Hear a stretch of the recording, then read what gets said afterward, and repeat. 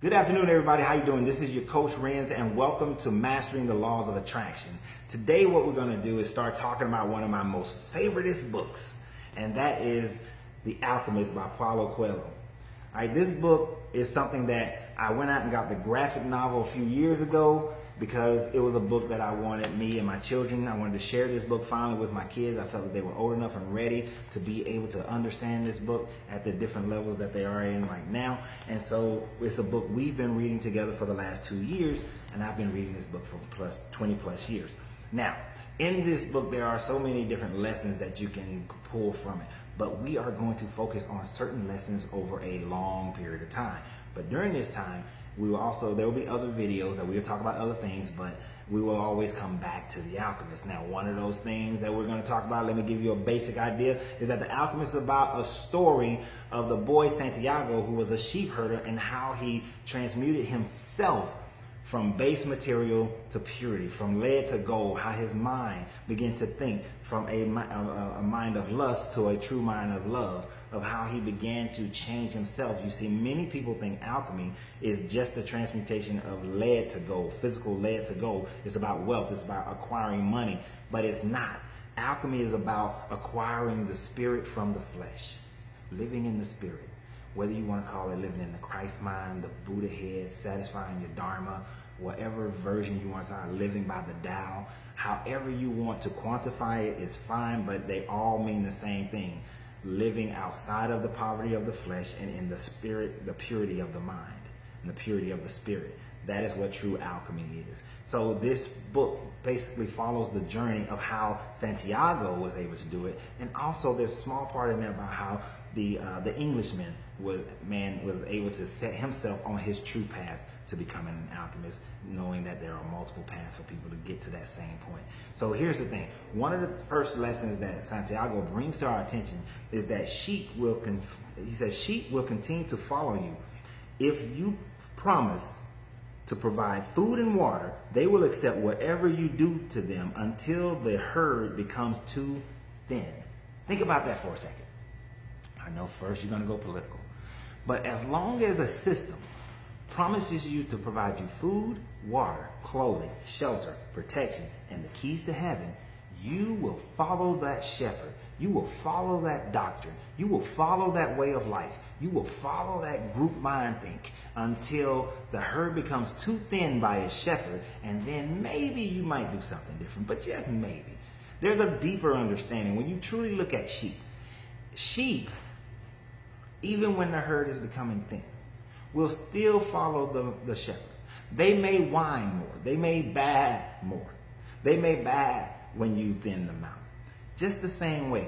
The police shoot people, bad. You don't like the person who won the presidency, bad. You don't like the way you're being treated at your job, bad. You don't like the way that your local politician is adding taxations for road improvements or to school improvements, bad. If you don't like something that's going on in your neighborhood, in your community, bad. That's all you do. Sheep will do that as well. It is not until you look up. See, a goat will look up and see the entire pasture and go and wander off to find himself, to be self-determining. But sheep will continue to just follow the shepherd.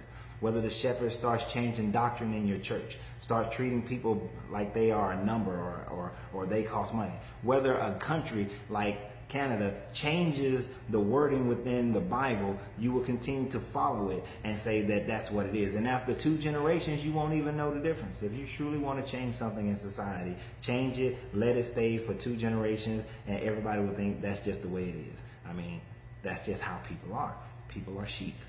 But you have to determine what you're going to be, that you're not going to be sheep. You see, one of the greatest lies, and this is from The Alchemist, one of the greatest lies is that at a certain point in our lives, we lose control of what's happening to us, and our lives become controlled by fate. And that is a lie, that your life is not controlled by fate. We think that, oh, it doesn't matter who we vote for, but they're going to select the president anyway. That may be true. Even if it is true, the fact of the matter is how your life ends up is actually based on you and not them. What you do with your life is based on you and not them. If you don't like it, you can leave this country and find you another place that may be better. But guess what? Who are you taking with you? You're taking you.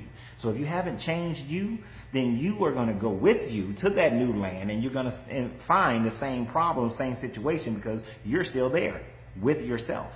So you have to be able to change you first. If you want to change anything, change you first. But you don't know how, because you don't know how you got there. Like I said, it's a lie that you're controlled by faith. And another thing that it says, that at a young age, everyone believes in achieving the impossible, but a mysterious force begins to convince us that it will be impossible for us to realize our destiny. You see, that mysterious force is actually more like conditioning. It's the ones who hold the keys to heaven, the ones who hold your protection, your food, your clothing, your shelter. Those people who are holding those in, your water, those people who controls those systems, they start feeding you. They start feeding you. They start feeding you what you should believe. And it also includes your parents, because they're feeding you what they've been fed. So until you have to become self-determining. Now, here's another thing about it. That force seems negative, but actually shows you how to realize your destiny. The greatest truth is this: wherever you are, whatever you do, when you really want something, it originates in the soul of the universe, and it is your mission on earth to achieve it. It becomes your mission to achieve it, because when you want something, the universe conspires to help you achieve it. It wants you to succeed. God wants you to succeed when you truly want something. But the difference is you have to truly want it.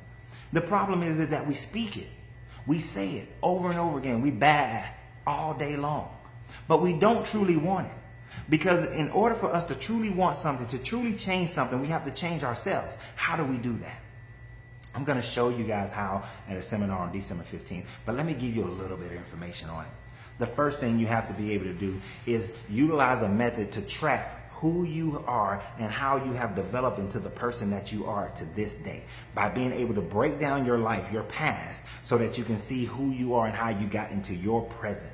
Once you see who you are in your present, then you can make changes in your present so that your future will be different.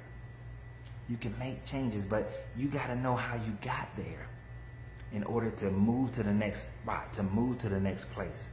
In order to know where you are, you need that starting point.